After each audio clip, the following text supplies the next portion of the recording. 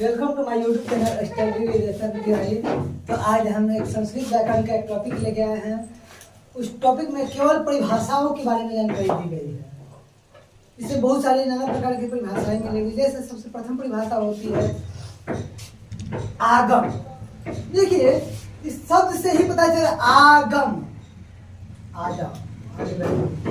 ठीक है। जैसे जब कोई वर्ण बाहर से आकर के क्या करता है, किसी वर्ण के पास मित्र के समान बैठ जाता है, दोस्त के जैसा बैठ जाता है, उसको क्या कहते हैं? उसी को आगम कहते हैं। देखिए आगम में देखिए मैं यहाँ पर बता दिया हूँ एग्जाम्पल में वी जोड़ छेद। अभी में तो चौक था ही नहीं ना था। अब इसमें देखिए इसमें आया है दोस्त जैसा आकर के गदक से ना बैठ गया है, समझ रहे हो? आके बैठ जाते क्या बना दिया? विच्छेद बना दिया। समजोड़कृत अभी में तो स है नहीं है। देखिए उसको जोड़ेंगे तो स आएगा। देखिए संस्कृत, समजोड़कृत क्या हुआ? संस्कृत। तो ये जो च है और स जो आया ना, यहाँ पर देखिए च और स दोनों आया है। ये दोनों क्या है? आगम है। समझाया? आगम मतलब होता है आ करके बैठ जाना। परिभाषा का मतलब भी होता है आ करके बैठ जाना मित्र के समान। लेकिन इसके परिभाषा में मैं बता दिया हूँ कि जब कोई वर्ण बाहर से आ करके क्या किया, हमें तो था नहीं च, कहीं है देखिए हमें च है नहीं ना है, लेकिन आ करके मित्र के समान जन्म जगह देख के बैठ गया। ठीक है, यहाँ पर देखिए यहाँ पर भी आ करके बैठ गया, इसमें कोई चर्चा नहीं है, सके आगे बैठ गया। इसी को कहते हैं क्या? आगम। आदेश किसको कहते हैं? तो एक वर्ण के स्थान पर दूसरे वर्ण के आकर बैठ जाना क्या कहलाता है? आदेश कहलाता है। और इसके बाद आता है उपधा। तो अंतिम वर्ण से पूर्व वर्ण को क्या कहते हैं? उपधा कहते हैं। अंतिम वर्ण से पूर्व वर्ण को क्या कहते हैं? उपधा कहते हैं। जैसे गम क्या होगा? गम। गम क्या हुआ? गम। तो अंतिम वर्ण कौन सी है? म। म के पहले कौन वर्ण दिख रहा है? ग। म के पहले क्या दिख रहा है? ग। तो ये ग जो है ना, यहाँ देखिए अंडरलाइन कर दिया। ग जो है क्या है? क्या है? उपधा है, समझे? खाद। अब देखिए ये क्या है? द।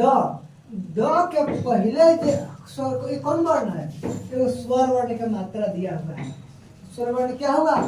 उपधा हुआ। जल। जल के पहले देखिए अंतिम वर्ण ल है, उसमें के पहले क्या है? चल। तो क्या हुआ? चल जो ऐसे क्या हुआ? उपधा हो गया। अब आते हैं उपसर्ग। तो धातु के पूर्व में जोड़ने वाले प्र, प्रा, उप आदि जो भी शब्द खंड जोड़ते हैं उसी को क्या कहते हैं? उपधा कहते हैं। सॉरी उपसर्ग कहते हैं। क्या कहते हैं? उपसर्ग कहते हैं। जैसे एक एग्जाम्पल लिए उप जोड़कार क्या हुआ? उपकार। इसमें क्या है? कार में जुड़ गया, उपकार हो गया। तो इससे भी और देखिए ना,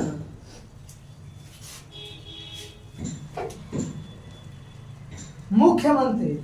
मुख्यमंत्री में उप जोड़ देते, लेकिन जानते हैं क्या होता है? मुख्यमंत्री में ये नहीं हो सकता है। क्यों नहीं हो सकता है? क्योंकि हम बताए क्या धातुओं के अंत में तो मुख्यमंत्री धातु नहीं होता, तो प्रतिपादिक में आई है। समझे?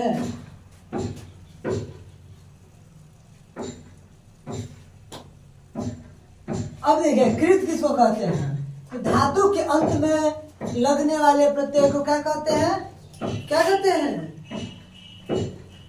कृत कहते हैं। क्या कहते हैं? कृत प्रत्यय कहते हैं। जैसे पठ जो ल्यूट क्या होगा? पठनम।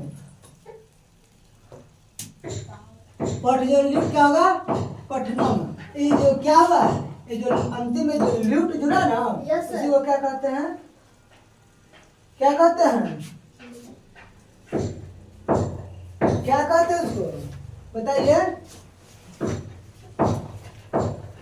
धातु के अंत में जो जुड़ा उसको जो क्या होगा? ल्यूट क्या कहलाया? उपसर्ग नहीं, प्रत्यय। ल्यूट प्रत्यय से क्या बनता है? पठनम। ठीक है, पठनम में क्या चीज कौन सा प्रत्यय जुड़ा है? ल्यूट। अब कह सकते हैं कि ल्यूट कहाँ से आया?